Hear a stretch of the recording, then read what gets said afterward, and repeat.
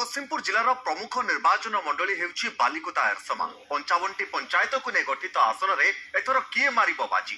तीन प्रमुख दल पक्षरु प्रचार को जोरदार करा जाउथा बेले स्वाधीन प्रार्थी संजीव विश्वाल को ऊपर एबे समस्तक नजर।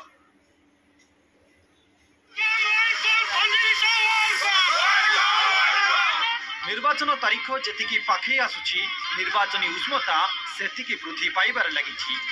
जगतसिंहपुर जिलार बालिकुदा एरसमा निर्वाचन मंडली रे तीन दलर प्रार्थी को जोरदार प्रचार।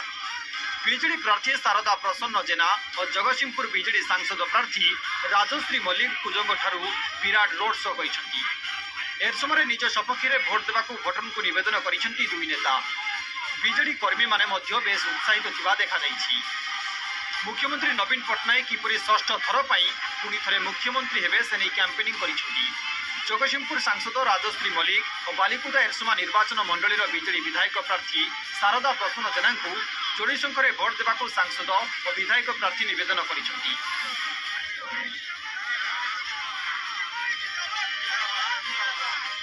माननीय मुख्यमंत्री नवीन पट्टनायक को षष्ठ थर आम निश्चित भाव में मुख्यमंत्री आम करने को आम नवेदन रखीचु एवं मते सांसद प्रार्थी भाव में आज आशीर्वाद भिक्षा प्रसन्न जेन शारदा प्रसन्न जेना आशीर्वाद भिक्षा कर निश्चित भाव में आम विजय बहु भोट्रे आम बहु मार्जिन आम जीत। माननीय मुख्यमंत्री नवीन पट्टनायक प्रति तथा आम भली विजु जनता दल प्रार्थी मान केते मात्रा समर्थन अच्छी आपण मैंने अनुमान करुथिबे एवं मोर से विश्वास भरसा अच्छी जे बालिकुदा एरसमा निर्वाचन मंडली जनसाधारण नवीन पट्टनायक सहित रहिबे, शंख चिन्ह सहित रहिबे, विकास सहित रहिबे।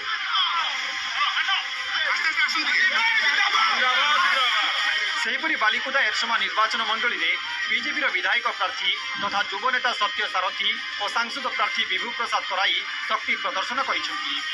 या सहित विराट शोभायात्रा आंबशाल निकटरू बाहरी सहर परिक्रमा करी भोट भिक्षा करिसेंती।